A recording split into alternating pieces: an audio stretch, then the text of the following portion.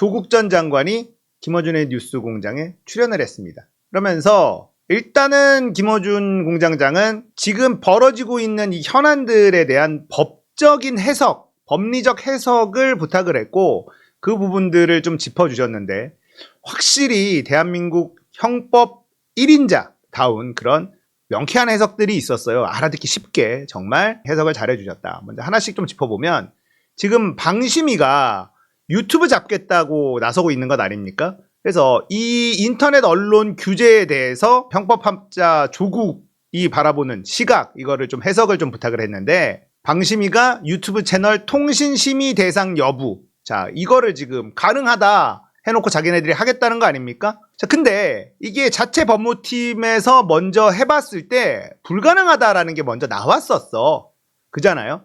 불가능한 게 나왔었는데 법무팀을 싹 갈아엎고 다시 물어보고 가능하다 이렇게 된 거란 말이죠. 그러니까 정보통신법에 의거해서 자 이거 인터넷망을 타고 전달되는 정보잖아. 그러니까 방심이가 이거 심의할 수 있어 이렇게 우기는 건데 원래 인터넷 언론 보도되는 것은 언론으로 봤지 이거를 그냥 정보로 퉁치고 넘어간 적이 없다는 거예요. 그러니까 이건 언론중재법이 우선 적용이 될 수밖에 없는 사안이고 이걸 그냥 정보통신법에 의거해서 심의를 하고 처벌을 한다. 이건 법 위반이 될 수 있다라는 이야기입니다. 이거는 뭐 다른 사람들도 많이 했었던 얘기니까 그 정도로 이해를 하고요. 이 부분을 또 물어봤습니다. 자, 민영배 의원이 방심위원장에게 이거 관련해서 방통위와 협의를 했느냐라고 하니까 안 했다라고 국감에서 발언을 한 적이 있단 말이에요. 그래서 이 부분에 대해서 물어보고 다시 한번 이야기를 딱 하는데 방통위원회하고 긴밀한 협의를 거쳐서 결정한 것이고 이런 말을 한 적이 있다. 협의를 안 했다고 왜 그랬느냐. 방통위 지시가 있었던 거잖아요. 이런 질문을 하고 류일임이 아무 소리 못하는 이 국감 장면을 보신 적이 있을 겁니다. 자, 이 부분에 대한 해석인데요. 방심위는 민간기구입니다. 방통위는 국가기구입니다. 두 기관이 협의를 하는 것 자체가 불법이라는 거예요. 방심위는 독립적으로 사무를 수행해야 되거든요. 그렇게 법으로 지정되어 있습니다. 국가기관이 민간기구에게 지시를 내린다, 어떤 협의를 한다, 이 자체가 문제가 되는 것이고, 자, 방심위와 협의를 했으면 이 부분에 지시를 한 게 있을 텐데, 누가 방심위에게 지시를 했냐? 방통위원장 이동관이라는 거죠. 그래서 이게 탄핵 사유가 된다는 겁니다. 박문진 이사장, 이동관이 잘랐어요. 근데 법원에서 가처분 진속 다 인용이 되면서 다시 돌아가고 있습니다. 그런데 이 이사장 이사가 돌아오고 있는데 이동관이 박문진 새로운 이사를 임명해버렸어. 그러니까 이사 숫자가 초과돼 버렸습니다. 법원이 새로운 이사 임명 정지 이것도 받아들여줬어요. 그런데 지금 이사가 초과된 상태로 지금 있는 상황입니다. 이것도 이동관의 탄핵 사유가 된다는 겁니다. 깔끔하죠, 설명이. 자, 그리고 이정섭 차장검사, 이 인간도 탄핵이 되느냐 이런 질문을 했는데 일단 전과 조회해줬잖아요. 이건 그 자체만으로 중범죄다. 본인은 안 했다고 하는데 이거 수사가 필요한 부분이고 또 본인이 수사하고 있는 재벌에게 접대를 받은 것 이거 김영란법 위반은 당연하고 그 이상의 문제가 될 수 있다. 왜냐하면 본인이 수사하고 있는 대상에게 접대를 받았기 때문에 이것도 큰 문제가 될 수 있다라는 거고 자 이렇게 되면 이런 의혹이 제기가 됐으면 검찰에서는요 감찰 대상이 된다는 거예요. 그러면 법에 의거해서 징계 예상이 되고 그러면 검찰총장이 법무부 장관에게 이정섭 차장검사 직무 배제를 요청을 해야 된다는 거예요. 그런데 이원석이 직무 배제를 요청할 거냐 요청한다 하더라도 한동훈이 받아들일 거냐 이걸 지켜봐야 된다. 감찰 들어가서 직무 배제가 돼야 되는 게 법이라는 겁니다. 근데 이대로 안 하면 이것도 법 위반이 될 수 있다는 거예요. 자, 이정섭이 누구냐? 김학의 수사한 사람이고요. 조국 영장 친 사람입니다. 한마디로 윤석열 핵심 라인이라는 거예요. 자, 이정섭 차장은요. 대북 송금 수사를 위해서 수원지검으로 투입된 사람입니다. 윤석열 라인에서 네가 들어가서 이거 해결 좀 해라 라고 투입된 사람이에요. 한마디로 네가 공작 좀 잘해봐라 이런 사람이 아닌가라는 의심을 하는 국민들이 많죠. 자, 대북 송금 수사 이거 좀 제대로 해봐라 이렇게 투입된 검사라는 겁니다. 공무원이 직접 받으면 뇌물죄고요. 직접 안 받고 다른 사람이 받으면 제3자 뇌물죄 이건 아시겠죠. 자, 제3자와 공무원의 관계가 특별해야 이 제3자 뇌물죄가 성립이 된다는 것도 잘 아시죠. 박근혜 최순실이 제3자 뇌물죄로 처벌을 받았기 때문에 박근혜와 최순실처럼 특별한 관계여야 되는 거예요. 최순실한테 준 돈이 박근혜한테 준 거나 마찬가지다 라는 게 첫 번째 성립이 돼야 되고, 두 번째는요, 공무원에게 부정한 청탁을 하고 그 공무원이 청탁을 들어줄 권한이 있어야 되는 거예요. 자, 이게 두 개가 같이 성립이 돼야 제3자 뇌물죄가 성립이 된다. 자, 이건 뭐예요? 삼성이 이재용 불법 승계를 위해서 최순실한테 말 사주고 그 다음에 재단에 돈 내고 이걸 했잖아요. 박근혜한테 직접 안 주고 최순실한테 줬어. 그리고 불법 승계를 용인해달라는 부정한 청탁이 있었어. 이게 둘 다 인정이 된 겁니다. 왜냐하면 국민연금이 동원이 돼서 이재용의 불법 승계가 성공을 했기 때문에. 제3자 뇌물죄가 성립하려면 이 두 가지가 다 성립이 돼야 된다는 겁니다. 박근혜, 최순실과의 관계, 그리고 부정한 청탁이 있어야만 하고 그 공무원은 그 부정한 청탁을 들어줄 권한이 있어야 할 때, 이 두 가지가 동시에 성립이 돼야 제3자 뇌물죄가 성립이 됩니다. 그런데 이재명 대북 송금은요, 스마트팜 사업을 위해서 김성태가 북한 송명철에게 돈을 줬다. 여기서부터 출발을 합니다. 스마트팜 사업과 이재명의 방북을 위해서 송명철에게 돈을 줬다. 자, 그리고 이재명과 송명철의 관계가 그러면 박근혜, 최순실 관계여야지 된다는 뜻이잖아요. 그게 안 되죠. 이게 성립이 안 되죠. 송명철 압수수색 해야 되는데 안 됩니다. 김성태가 송명철에게 돈을 준 것, 이게 이재명에게 부정한 청탁이 있어야지 성립이 되는 건데, 자, 이 스마트팜 사업 있잖아요. 이거는 남경필 때 시작을 한 겁니다. 근데 북한이 유엔의 대북 제재를 맞아요. 그래서 이건 안 하는 걸로, 경기도 자체에서 사업을 포기하는 걸로 결정이 났습니다. 그러니까 이재명이 스마트팜 사업을 다시 시행할 권한이 없어요. 그러면 김성태가 송명철에게 돈을 준 게 제3자 뇌물죄가 성립할 수 있느냐? 안 되죠. 그리고 이재명의 방북을 위해서 돈을 줬다라고 하는데 송명철이 방북을 결정할 권한이 있는가? 없다라는 거죠. 김정은이 결정권이 있겠지, 북한을 봤을 때. 자, 그럼 송명철과 김정은의 관계가 너무너무 끈끈하다. 이걸 증명해야지 되고, 그러면 이재명과 김정은이 특수한 관계가 된다. 이것도 증명을 해야 돼요. 그러니까 송명철은 방북 결정 권한 없죠? 이재명 스마트팜 사업할 권한 없죠? 제3자 뇌물죄가 성립할 근거가 존재하지 않는다는 거예요.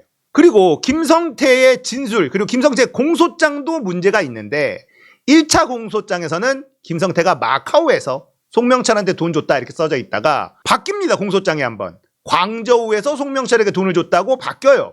그리고 법정에서는 김성태가 마카오라고 다시 얘기를 합니다. 이거 이상하잖아. 진술의 신빙성이 없습니다. 이게 성남FC 제3자 뇌물죄로 몰고 가는 게 지금 실패하고 있잖아요. 이거보다 더 센 북한 제3자 뇌물죄를 가자. 자, 심플해. 이재명이 돈 받았으면 뇌물로 그냥 잡아 넣으면 되는데 돈이 이재명으로 10원도 하나 간 게 없어요. 그러니까 이거 제3자 뇌물죄로밖에는 할 수가 없는 거고, 성남FC 실패하니까 북한 제3자 뇌물죄, 빨갱이 몰이로 가겠다.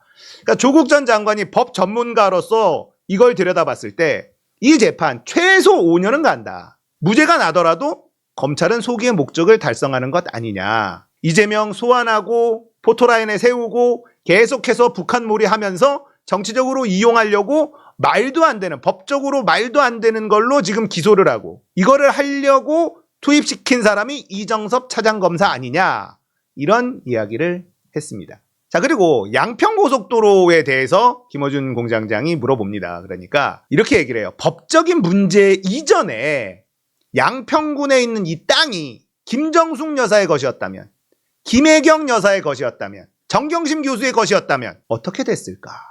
법적 문제를 따지기 전에 그냥 이것만 보면 된다. 아마 수많은 압수수색, 가족, 친지, 친구, 주변 사람들 다 털지 않았겠습니까? 진짜 거의 뭐 3족이 멸할 정도로 다 수사를 했을 텐데, 지금 보면 김건희 여사와 그 가족들은 어떠한 조사도 받지 않았다. 여기서 그냥 답이 나오는 거다. 그리고 굳이 법적인 영역을 조금 들여다보면 지금 군수 있죠? 전진선 군수? 이 사람이 한 일이 재판받고 있는 공무원이 있잖아요. 진작부터 김건희 일가와 연결돼 있었던 바로 그 핵심 공무원.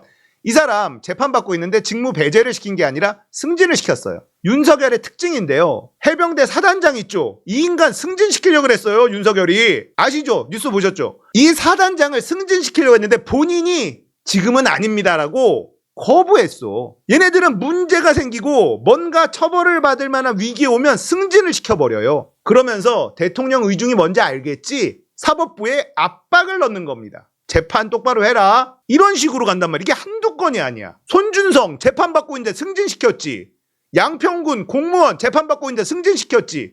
사단장 지금 처벌받아야 될 놈 승진시키려고 합니다. 사법부에게 압력을 넣으려는 것이다 라고 많은 사람들이 생각하고 있는 거란 말이에요. 대통령 의중은 이 사람 처벌하지 말라는 뜻이야. 대통령 권한이 무슨 신의 권한인 것처럼 착각을 하고 있는데 그게 사법부를 더 열받게 하는 거다. 저는 이렇게 생각을 하고 많은 국민들이 그렇게 생각하고 있습니다. 자, 이렇게 승진시킨 거 이거 군수 직권남용 문제가 될 수 있어요. 법적으로. 그리고 김건희 일가와 군수 공모 여부, 공무원과의 공모 여부 이거 조사 한 번도 안 했잖아. 왜 공무원은 김건희 일가를 위해서 이렇게 일했는지 공모 여부가 조사가 필요하다. 그리고 군수가 이런저런 일들이 있었는데 군위에 보고를 하지 않은 영역이 존재하더라. 이거 직무유기에 해당되고 법적인 처벌 가능하다. 이런 식으로 해석을 했습니다.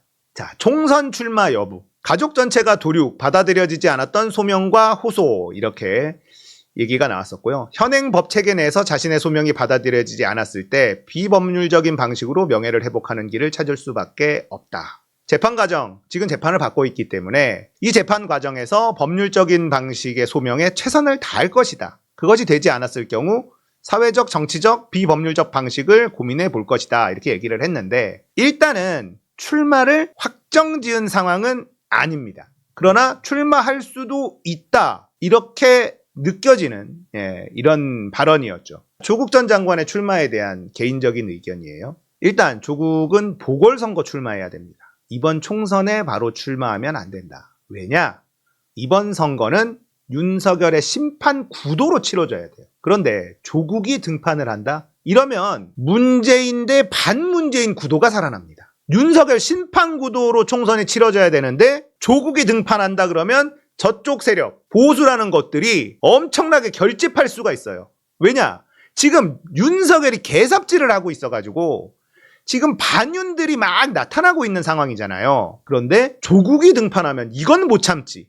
문재인은 못 참거든요. 저 인간들이. 조국도 못 참거든요. 조국이 잘 되는 건 볼 수 없다. 이러면서 강한 결집이 일어날 수밖에 없습니다. 그리고 언론에서 이걸 가만히 두지 않겠죠. 이재명을 지우고 조국을 집중적으로 보도하기 시작할 겁니다.